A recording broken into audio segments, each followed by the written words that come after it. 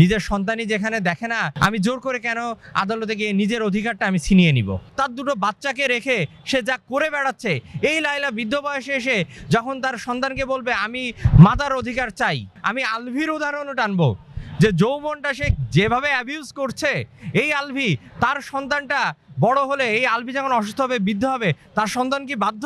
এখন অভিযোগটা কিভাবে হবে? অভিযোগটা অবশ্যই লিখিতভাবে হতে হবে। আমি যে আইনটা নিয়ে কথা বলছি এটা মাতা পিতার ভরণ পোষণ আইন 2013, আইনটা 2013 সালে করা হয়।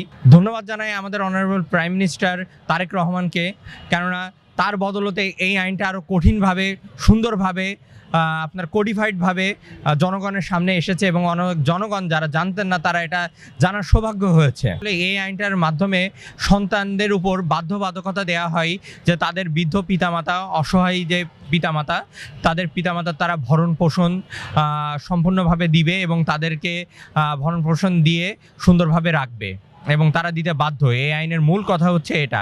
তো আমরা ভরণ পোষণ বলতে কি বুঝি? ভরণ পোষণ বলতে মূলত বোঝানো হয় খাদ্য, বস্ত্র, পিতামাতার চিকিৎসা, জিনিসপত্র বা তাদের প্রয়োজনীয় যে নিডগুলো, যেটা তারা বৃদ্ধ বয়সে তাদের জীবনযাপন করতে সর্বাধিক প্রয়োজন হয় আর কি। এখন এই আইনের মাধ্যমে কারা দায়বদ্ধ হবে? কেননা ছেলে সন্তানও থাকে, মেয়ে সন্তানও থাকে। আসলে এই আইনটাতে নারীরা যে তাদের সমান অধিকার চাই, এই আইনটাতে নারীদেরকে সমান অধিকারই দেওয়া হয়েছে। ছেলেও যতটা এই আইনে বাড়িত হবে, মেয়েও ততটা এই আইনে বাড়িত হবে। সো ছেলে ও মেয়ে সমানভাবে দায়বদ্ধ হবে এই আইনে এবং মাতা পিতার ভরণ পোষণ দিতে। এই আইনে আমাদের অধিকারটা আমরা কোথায় চাইবো? এই আইনে অধিকারটা বা মামলাটাই যদি বলি, চাইতে হলে উপজেলা নির্বাহী অফিসার ইউএনও বরাবর অথবা এক্সিকিউটিভ ম্যাজিস্ট্রেট বরাবর এটার অ্যাপ্লিকেশন করতে হবে এবং এক্সিকিউটিভ ম্যাজিস্ট্রেট যদি চাই তাহলে মোবাইল কোর্টের মাধ্যমে এটা তদন্ত প্রক্রিয়ায় পরিচালনা করতে পারবেন। এখন অভিযোগটা কিভাবে হবে? অভিযোগটা অবশ্যই লিখিতভাবে হতে হবে অভিযোগ, এবং যে সন্তানের বিরুদ্ধে এই অভিযোগটা করা হবে তার সঠিক অ্যাড্রেস ও নামটা এখানে উল্লেখ করতে হবে এবং সাথে সাথেই যে কেন ভরণ পোষণ দিচ্ছে না বা ভরণ পোষণ দিচ্ছে না এই বিষয়টা স্পেসিফিক উল্লেখ থাকতে হবে। এই আইনের শাস্তি কোথায় আছে কি এটাও জানতে হবে।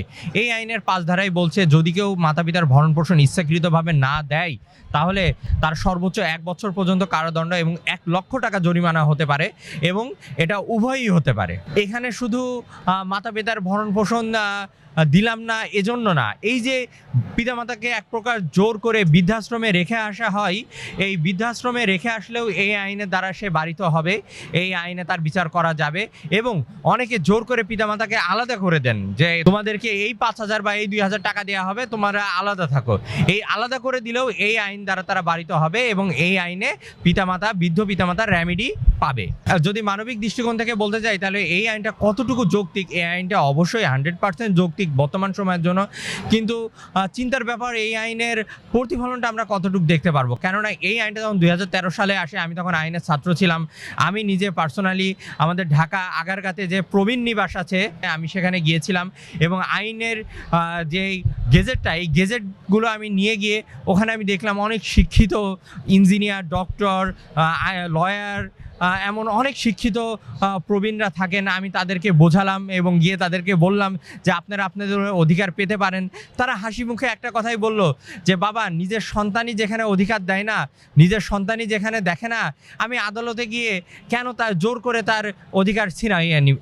আমি জোর করে কেন আদালতে গিয়ে নিজের অধিকারটা আমি ছিনিয়ে নিব? তারা এক প্রকার তাদের সন্তানের উপর আক্ষেপ দিয়ে এটা বলে যে থাক, সে যেমন আছে থাক, আমি আমার মতো আমার জীবনটা কেটে যাবে।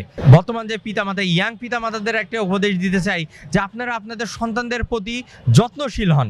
কেননা দেখবেন অনেক পিতামাতা আছে তাদের যৌবনের সময়টা তারা তাদের মতো করে ফুর্তি করে যৌবনের সময়টা কাটিয়ে দেয়।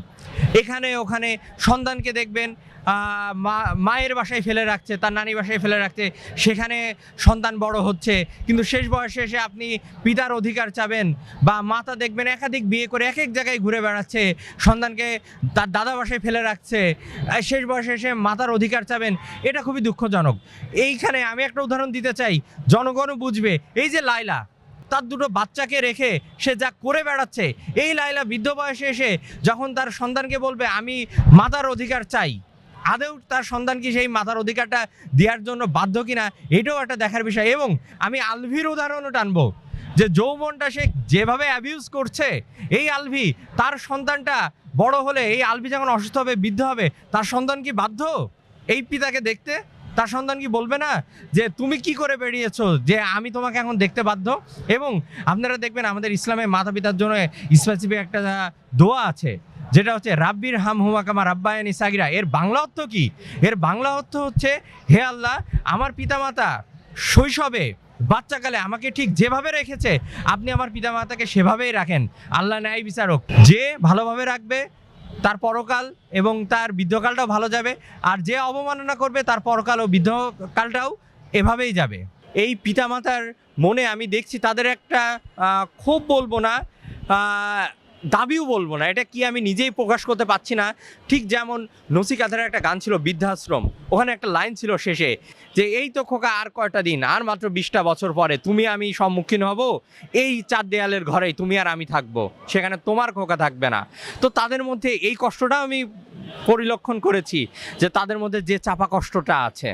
তো আমি আমাদের আদালতকে অনুরোধ করব, তারা যদি সোমোটোর মাধ্যমে যদি একটু আমলে নেওয়া হয়, এই বৃদ্ধ মাতা পিতার পাশে লিগ্যাল এইড এবং অন্যান্য আইনি সহযোগিতা যদি আমরা এগিয়ে দিতে পারি, তাহলে এই বৃদ্ধ মাতা পিতা সম্মানের সাথে তাদের অধিকারটাও পাবে। এবং ওখানে সন্তানের কাছে জবাবদিহি করতে হবে না, যে সন্তান বলতে পারবে না তুমি কেন আমার বিরুদ্ধে মামলা করছো।